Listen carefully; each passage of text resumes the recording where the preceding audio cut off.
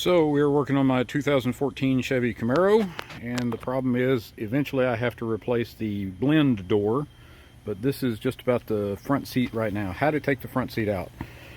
Start by moving this front seat all the way forward. It's a power seat. You won't be able to do that after you disconnect the battery, and as there are airbags in the seat, you want to make sure you disconnect the battery before you unplug the connector. See if I can get a picture of that. I can't really tell. That's a Torx 50.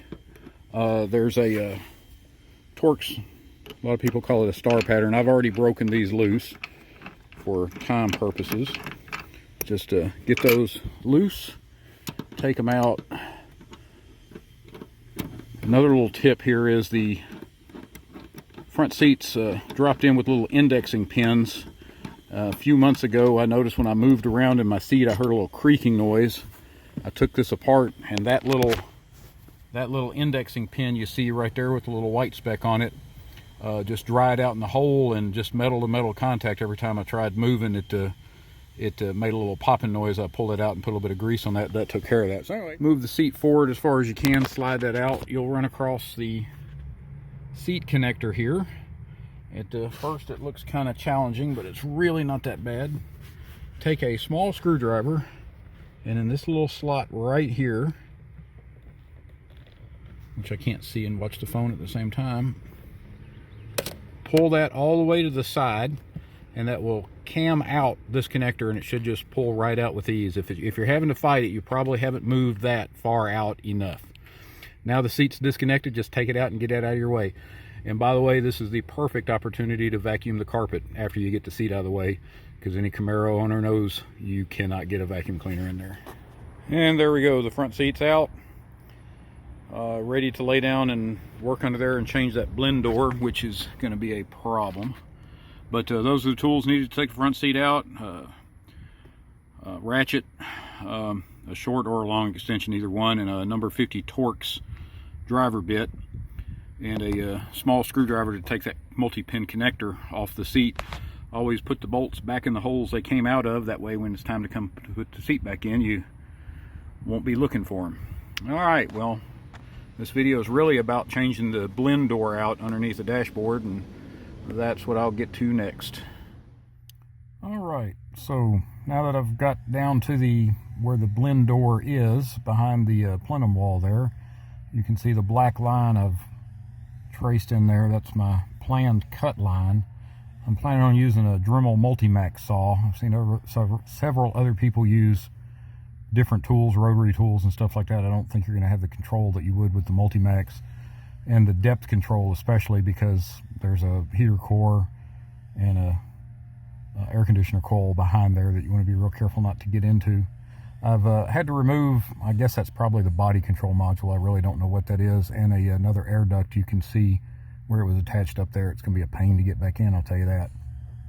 I may have to remove this small piece of trim right here in order to get the Multimax saw up in there to cut that line, but we'll see how it goes. I won't be able to film the operation of the saw.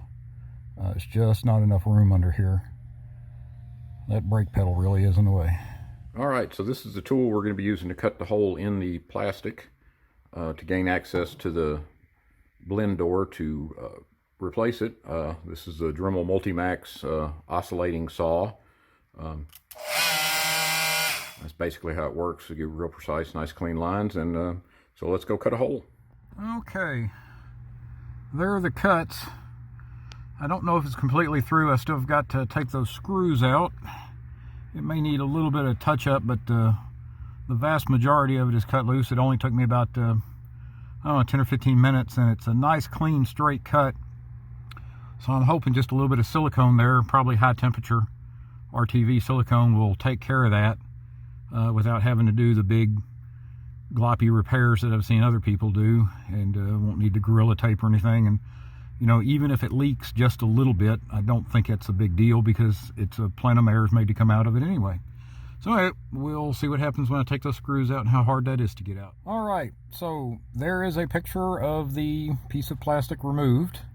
And as you can see, the heater core is right there, but using the Dremel tool, I was having very good control over I should say the Dremel Multimax, having very good control over not going too deep. And right in here is the old broken blend door. Fortunately, the piece is still attached to it, so I don't have to go hunting that out.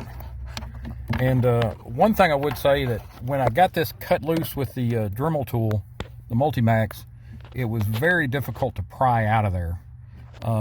There's a I'll make a little better video of the back side of this. There's a little detail piece there, but you got to know to cut a little deeper through. It took me a few minutes to figure that out. And but because there was such tight clearance, there's very little room to get in there. I had to get a screwdriver and pry it out. But I think all in all, it worked out real nice. And as long as I can get the new piece in there without too much of a problem, I think we'll be in good shape. All right, there it is back in place. Make sure you don't pull the little white actuator out, because if you do that, the door will fall down and you'll have to fight that, get this piece back out. I will say the only drawback with using the Multimax tool the way I did was putting the piece back in. The clearance is so tight, I really had to force it to get in. But as you can see, there's just almost no gap. And I wouldn't even be surprised if I don't even need to silicone that. I probably will after I get the whole thing put back together. But all in all, I think it turned out a lot better than using a rotary tool or a hacksaw or anything else. All right, well now just to get everything put back together and make sure it works. All right, so that's it. Everything's put back together.